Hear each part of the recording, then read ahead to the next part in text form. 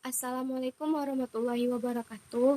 Kami dari kelompok 2 yang beranggotakan Juliana sebagai ketua kelompok, Ilham Naufal Azmi, Oktaviana Herawati, Fadila Anwar, saya sendiri sebagai moderator, ada Ilma Alfani, Nurul Fadila, Syafrida Hanum Nasution, dan yang terakhir Muhammad Royhan Bancin.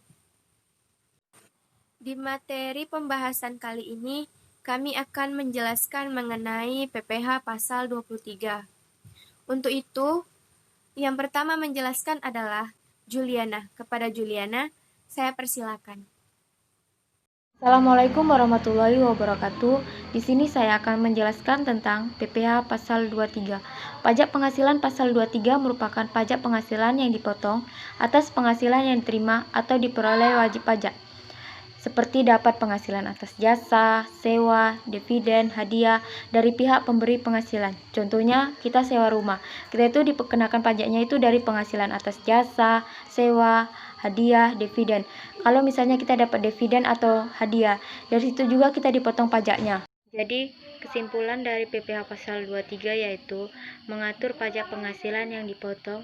Yang menghitung itu orang yang memberi penghasilan, bukan kita yang menerima. Untuk materi selanjutnya akan dijelaskan oleh Nurul Fadila. Potongan pajak penghasilan pasal 23. Yang pertama, badan pemerintah. Tidak sulit mengartikan apa yang dimaksud dengan badan pemerintah. Badan pemerintah adalah pemerintah negara Republik Indonesia dan pemerintah daerah di Indonesia beserta instansi-instansi di dalamnya. Dalam prakteknya, potongan PPh pasal 23 oleh instansi pemerintah yang dilakukan oleh bendahara pemerintah. Subjek pajak Badan Dalam Negeri. Berdasarkan pasal 2 ayat 3 huruf B Undang-Undang Pajak Penghasilan tahun 1984, subjek pajak dalam negeri adalah badan yang didirikan atau bertempat kedudukan di Indonesia. Istilah didirikan mengandung arti bahwa badan tersebut didirikan oleh ketentuan hukum di Indonesia. Istilah didirikan mengandung arti bahwa badan tersebut didirikan oleh ketentuan hukum di Indonesia.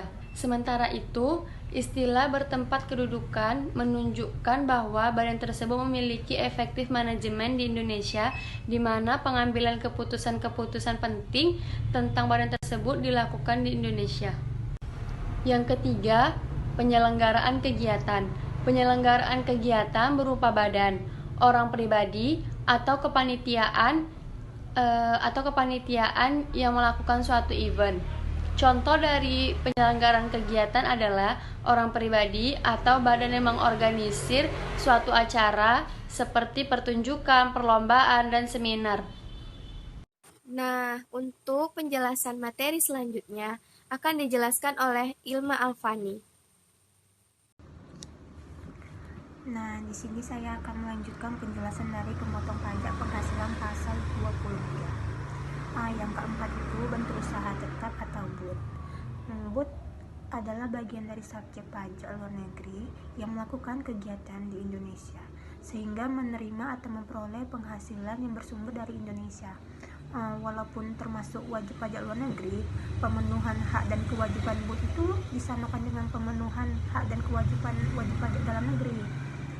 Yang kelima itu perwakilan perusahaan luar negeri lainnya. Perwakilan perusahaan luar negeri lainnya selain BUT yang ada di Indonesia juga merupakan pemotong PPh pasal 23. Contohnya itu adalah Representative Office atau RO dari perusahaan-perusahaan asing. Yang keenam itu wajib pajak orang pribadi dalam negeri tertentu yang ditunjuk oleh Direktur Jenderal Pajak. Contohnya itu akuntan, arsitek, dokter, notaris, pejabat pembuat akta tanah atau PPAT, kecuali camat, pengacara, dan konsultan yang melakukan pekerjaan bebas. Materi selanjutnya akan dijelaskan oleh Ilham Naufal Azmi. Penerima penghasilan yang dipotong PPh pasal 23. Berdasarkan pasal 23 ayat 1 Undang-Undang Pajak Penghasilan, Penerima penghasilan yang dapat dipotong PPh pasal 23 adalah wajib pajak dalam negeri dan bentuk usaha tetap. Dengan demikian, pihak yang dipotong PPh pasal 23 adalah wajib pajak orang pribadi dalam negeri dan wajib pajak badan dalam negeri. Ini berarti bahwa penerima penghasilan adalah wajib pajak luar negeri, kecuali BUT. Maka PPh pasal 23 tidak bisa dikenakan. Materi selanjutnya akan dijelaskan oleh Oktaviana Herawati. Di sini saya akan menjelaskan tentang penghasilan yang dipotong PPh pasal 23, yang dimana yang sudah tertera di dalam jenis-jenis penghasilan yang diatur dalam PPh pasal 23 ayat 1. Yang pertama, dividen. Dividen itu sebagai pembagian saham. Kedua, bunga termasuk premium, diskontro, dan imbalan sehubungan dengan jaminan pengembalian utang. 3. Royalti. Royalti ini merupakan uang jasa yang dibayarkan oleh orang atas barang yang diproduksi kepada orang yang mempunyai hak paten atas barang tersebut, seperti contohnya penghasilan non jasa, hadiah, penghargaan, door prize, dan bonus. Keempat, sewa dan penghasilan lainnya, seperti sewa rumah, sewa villa, sewa apartemen, sewa gedung.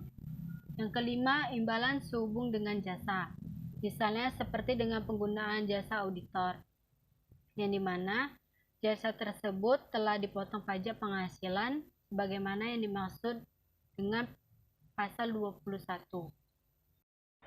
Di sini saya akan membahas mengenai bukan objek pajak, yang dimana dikecualikan dari pemotongan PPh pasal 23. Yang pertama, penghasilan yang dibayar atau terutang kepada bank, di mana ia memiliki dua varian yang berkaitan dengan melihat daripada usaha bank dan institusi bank.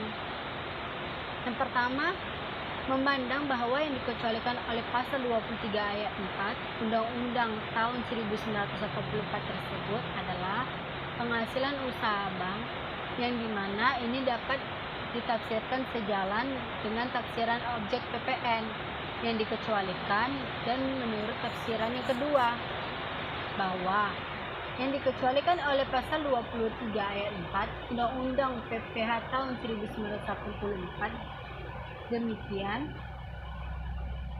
setiap penghasilan yang diterima oleh bank maupun penghasilan yang diterima institusi perbankan, baik dari usaha perbankan maupun bukan dari usaha perbankan, maka tidak boleh dipotong PPh pasal 23. Yang kedua, sewa yang dibayar atau terutang sehubung dengan sewa guna usaha dengan hak opsi, di mana ia berbeda dengan penghasilan yang dibayar atau terutang kepada bank. Dengan adanya pembahasan ini, dijelaskan dari pemotongan PPh pasal 23 adalah jenis penghasilan sewa kapitalis. Ketiga, dividen atau bagian laba. Dividen berasal dari cadangan laba yang ditahan, yang dimana dividen dari modal yang merupakan dana pensiun juga tidak termasuk dalam objek pajak. B. Bagian perseroan terbatas seperti BUMN, BUMD, yang dimana kepemilikan saham pada badan yang memberikan dividen paling rendah 25% dari jumlah modal yang disetorkan, dan harus mempunyai usaha aktif di luar kepemilikan saham tersebut. 4. Bagian laba yang diterima atau diperoleh, yang dimana anggota dari perseroan komanditer yang modalnya tidak terbagi atas saham-saham perstrukturan, perkumpulan, firma, dan kongsi, termasuk pemegang unit penyerataan investasi kolektif. 5. SHU. SHU ini sisa hasil usaha, di mana maksud dari pasal 23 ayat 4 Undang-Undang PPh tahun 1944 dijelaskan bahwa semua SHU adalah badan pemotongan PPh pasal 23, sedangkan bunga simpanan dibayarkan oleh koperasi kepada anggotanya dengan batasan sampai dengan 240.000 per bulan. Jika di atas 240.000 per bulan, maka akan dikenakan PPh pasal 23 final. Selanjutnya saya akan kembalikan kepada moderator. Penjelasan selanjutnya akan dijelaskan oleh Syafrida Hanum Nasution. Tarif pajak dan dasar pemotongan. Pasal 23 ayat 1 Undang-Undang Nomor 36 Tahun 2008 menetapkan tarif sebagai berikut. 1. 15% dari jumlah bruto. 2. 2% dari jumlah bruto atas sewa dan penghasilan lainnya sehubung dengan penggunaan harta. 3. 2% dari jumlah bruto atas imbalan jasa teknik, jasa manajemen dan jasa konstruksi dan jasa konsultan. 4. 2% dari jumlah bruto atas jasa lainnya. 5. Untuk yang tidak ber-NPWP dipotong 100%. Yang dimaksud dengan jumlah bruto adalah seluruh jumlah penghasilan yang dibayarkan, disediakan untuk dibayarkan atau lebih jatuh tempo pembayarannya oleh badan pemerintah, subjek pajak dalam negeri, penyelenggara kegiatan, bentuk usaha tetap, atau perwakilan perusahaan luar negeri lainnya kepada wajib pajak dalam negeri atau bentuk usaha tetap. Untuk penjelasan terakhir, serta cara menghitung PPh pasal 23 akan dijelaskan oleh Royhan. Baik, untuk selanjutnya, dalam soal pasal PPh pasal 23 itu, yang pertama akan dibagi dua, yaitu adalah pembagian atas PPh pasal 23 dividen, yang kedua ialah PPh pasal 23 atas jasa dan sewa. Nah, untuk yang pertama bisa kita lihat contoh soal berikut. PT Agro telah mengumumkan agar dividen dibagikan kepada pemilik saham pada rapat umum pemegang saham dan akan melakukan pembayaran dividen secara tunai kepada Bapak Sukamto sebesar 100 juta rupiah. Lalu hitungan PPh pasal 23 yang terutang oleh Bapak Sukamto. Nah, bisa kita lihat dari sini ketentuan PPh pasal 23 bagi dividen ialah sebesar 15%. Oleh karena itu, 15% tersebut akan kita kalikan dengan jumlah dividen yang telah dibagikan kepada pemilik saham. Oleh karena itu, perhitungannya ialah 15% dikali dengan 100 juta sama dengan 15 juta. Jadi PPh pasal 23 Bapak Sukamto yang telah terhutang ialah sebesar 15 juta. Setelah itu, bisa kita lihat contoh yang kedua. PT Indo Kalongan membayarkan jasa atas konsultan keuangan pada KAP Rahmat sebesar 120 juta, yang dimana sudah termasuk pajak penambahan nilai.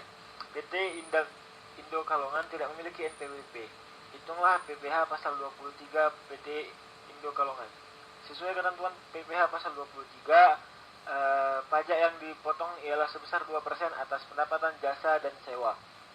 Oleh karena itu, 2% tersebut akan kita kalikan dengan besar jasa yang dibayarkan. Namun ada catatan di bawahnya, yaitu PT Indo Kalongan tidak memiliki NPWP. Nah, di mana apabila seseorang atau badan tidak memiliki NPWP, maka dia akan dikenakan biaya tambahan sebesar 100% dari pajak yang terhutang tadi. Oleh karena itu, perhitungannya ialah 2% dikali dengan 120 juta ialah 2.400.000. Namun karena dia tidak memiliki NPWP, maka bisa kita kalikan dengan 200%. Oleh karena itu, perhitungannya ialah 200% dikali dengan 2% dikali dengan 120 juta.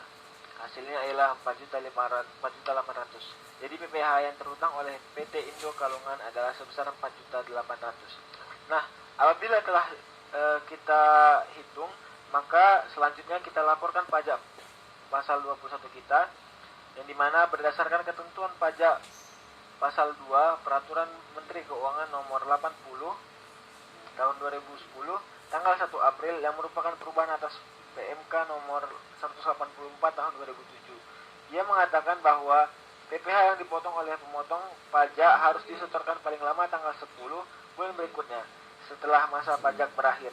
Dalam hal itu, tanggal jatuh tempo pembayaran atau penyetoran pajak bertepatan dengan hari libur atau termasuk hari Sabtu atau hari libur nasional, pembayaran akan disetor pada hari kerja berikutnya. Pembayaran dan penyetoran harus dilakukan dengan menggunakan surat setoran pajak atau SSP sebagai sarana administrasi lain yang disamakan dengan surat penyetoran pajak, yang dimana sebagai bukti pembayaran pajak apabila telah membayarkan pajak tersebut ke kantor penerimaan pembayaran. Nah, SSP tersebut dianggap sah jika divalidasi dengan nomor transaksi penerimaan negara atau NTPN. Adapun tempat pembayaran ialah kantor pos atau bank yang ditunjuk sebagai oleh Menteri Keuangan sebagai tempat pembayaran pajak. Nah, selanjutnya pemotongan pajak pasal 23 wajib memberikan tanda bukti pemotongan PPh pasal 23 kepada orang pribadi atau badan yang dipotong setiap melakukan pemotongan atau pemungutan. Bagi penerima penghasilan, bukti pemotongan PPh pasal 23 ini akan diberikan bukti pelunasan PPh terutang dalam tahun tersebut yang nantinya akan dikirimkan dalam SPD tahunan.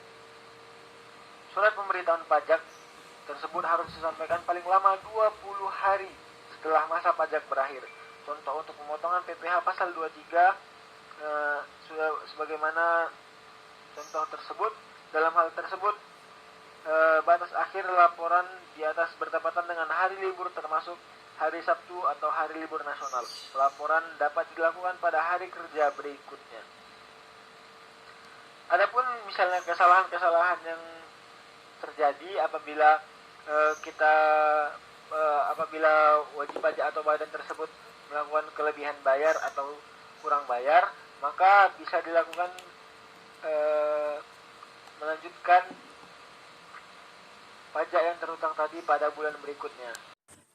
Mungkin ini saja yang dapat kelompok kami jelaskan dan terangkan. Kurang dan lebih kami mohon maaf. Billahi taufik wal hidayah. Wassalamualaikum warahmatullahi wabarakatuh.